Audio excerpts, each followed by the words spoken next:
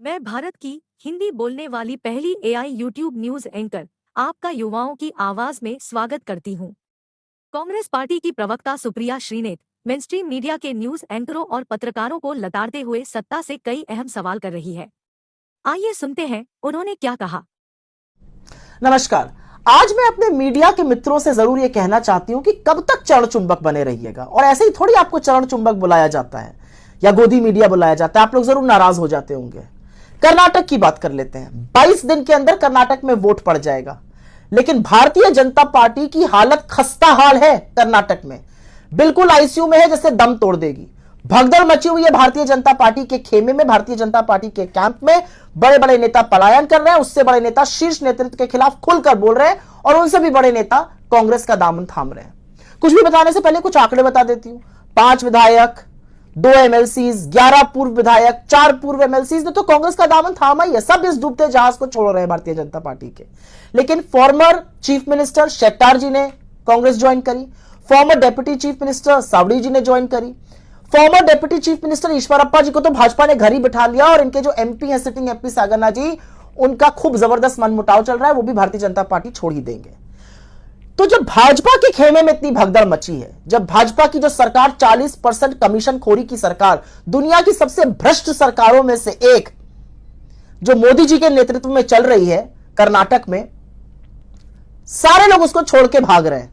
और कर्नाटक ने मन बना लिया है कि कांग्रेस को लाना है, कांग्रेस का शासन उनको चाहिए।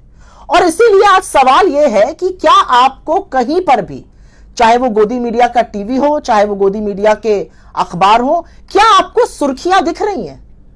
भाजपा की हालत और बिगड़ी, भाजपा खस्ता हाल, भाजपा की इस हार का जिम्मेदार कौन होगा, ऐसी जो सुर्खियां वो लगाते हैं। भ्रष्टाचार से हार, भाजपा पर प्रहार, कर्नाटक में हुई खस्ता हाल भाजपा, डूबता जहाज भाजपा का, ऐसी बड़ी बड़ी हेडलाइन लगाते हैं ये लोग।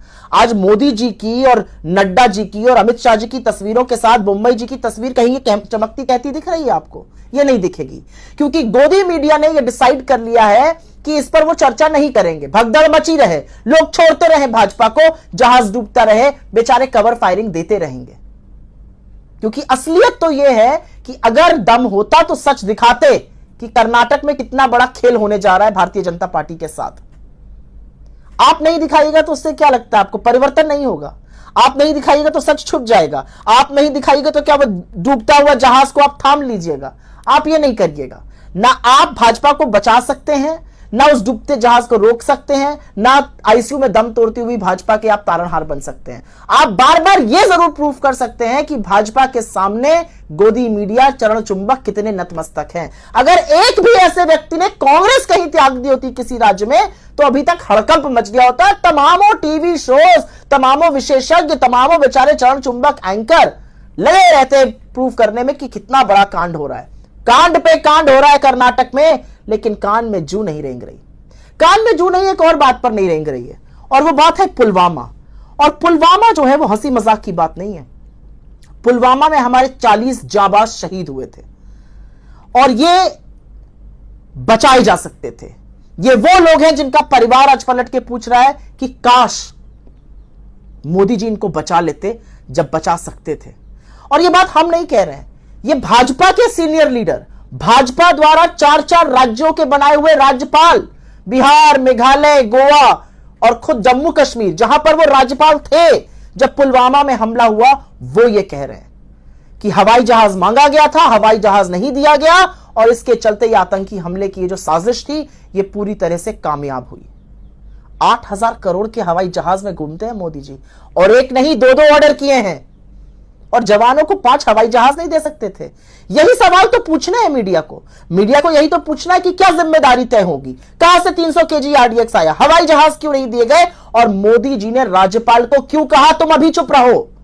लेकिन इस पर ना एक चर्चा, ना एक डिबेट शो, ना एक एडिटोरियल। और यही नहीं, सबसे बड़ी बात क्या है? सबसे बड़ी विडंबना क्या है? सबसे बड़ी विडंबना यह है कि जहां पर मीडिया को बोलना चाहिए, मीडिया ने मुंह पर टेप लगा लिया है।